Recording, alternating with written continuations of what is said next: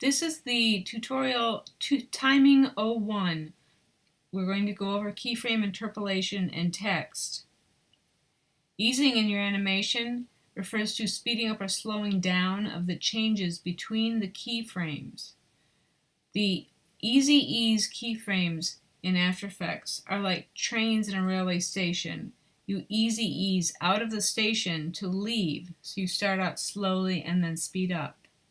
You easy ease into the station to stop at the platform, so you start out fast and slow down. When you easy ease, you start out slowly and then you end slowly, and you just speed up in between. We can use this easing with our text animators to line it up with the sounds that we're using in our animations. So open up your Project 3 tutorials file.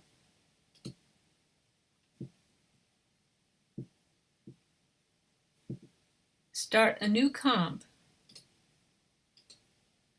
that you want to call your last name, your first initial, and timing 01. You want to make sure that it is the HDTV preset 720/29.97. And then we're going to give it a 6-second duration. So make sure that you have 6 down in this field. Say OK. There's nothing in here yet. I sent you an audio file that you should put in your audio folder and then import it. It's called The Simplest Sting. So here it is in mine. And if you haven't yet imported it, you should make sure that you have it in the correct folder and then import file and find it in the list. So let's go into, this is the right project, and here it is, The Simplest Sting. So now I'm going to go ahead and start entering my text. So I'll select the text tool, and before I do, I'm going to check. I'm going to close these libraries.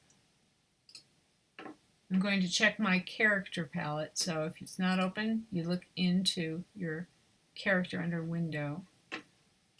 And in the character palette, I have set it to be Helvetica Bold. I've got it to be a white color for fill with no stroke color, and it's 60 pixels. So I will now double click, and also I have the paragraph centered.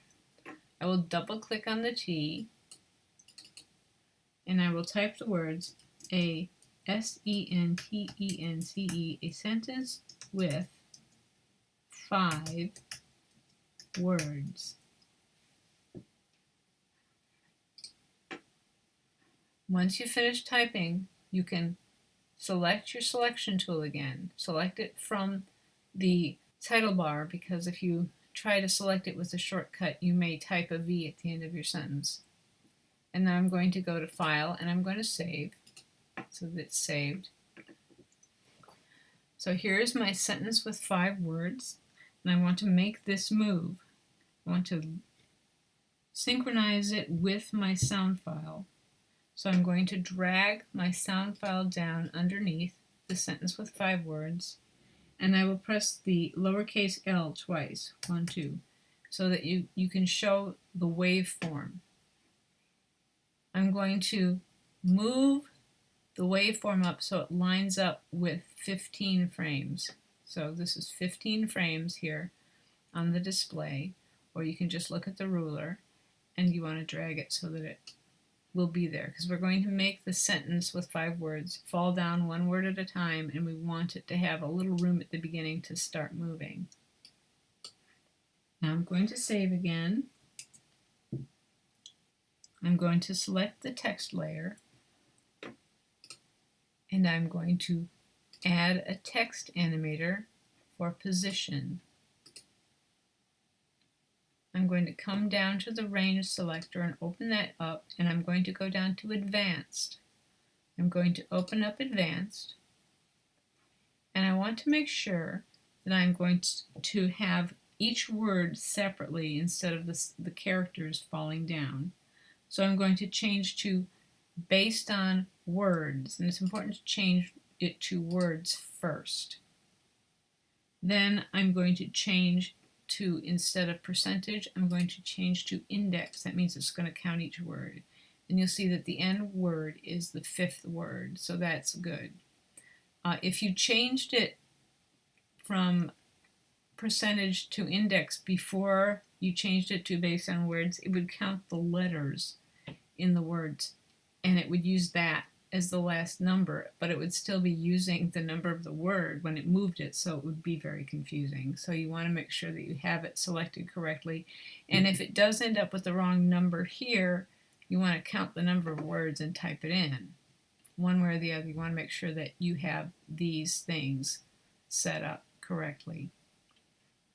Okay, now I'm going to collapse the advanced so I can see the position, and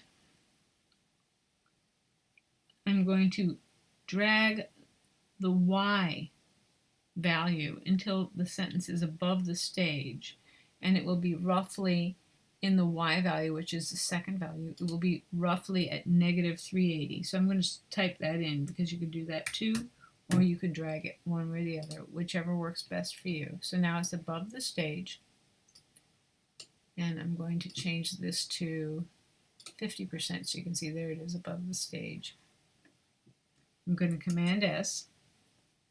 Now I'm going to keyframe the start position while this is on the 0 frame. I'm going to keyframe start at 0 here, and then I'm going to count the bumps.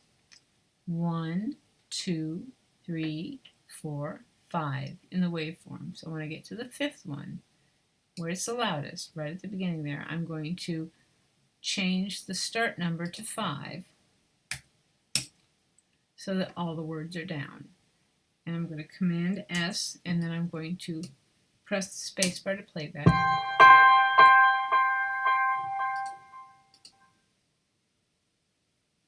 So it's reasonable, but it's a little mushy. It could be more sharp.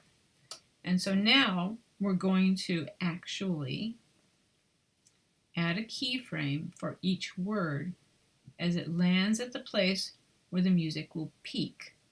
Okay, so I'm going to line up the current time indicator, the CTR, with the first bump, and you see the start, it says 0.9. Well, we want it to say 1. So what we do is we add a keyframe by clicking on the dot between the arrows. Puts in a keyframe, and then we change the value of that keyframe to 1. Okay, now it's completely landed. Now I'm going to drag my CT up to the second. And here it says 2, but it's not exactly 2. I'm going to keyframe it, and then I'm going to show you that it's actually 1.9846. So I'm going to type 2, and now it's really 2. So I'm going to do that for each of these bumps to make sure that I have an exact number, and it's going to be keyframe 3, because we want to be very precise about the timing. And keyframe, we'll make sure that that one says 4, and it does. It says 4, so that one's a lucky accident. And the last one has to be 5 because we actually added that and typed 5 into it. Okay, now I'm going to Command S, and I'm going to press the spacebar again.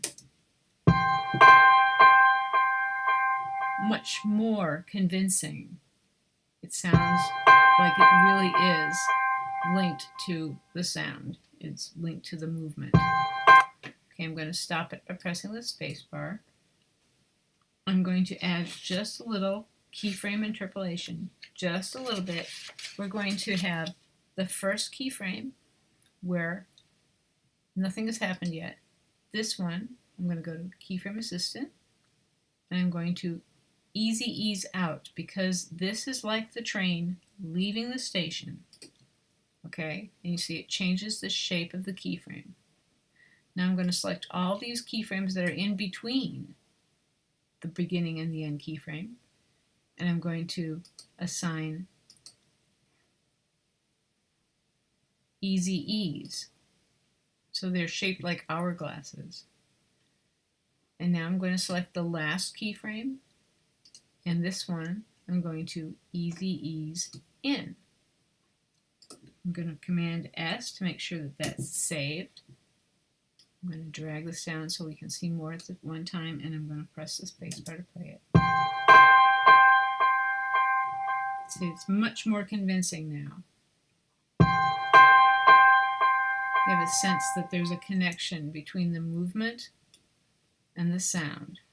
I'm going to press U to collapse the layers, and I'm going to save this.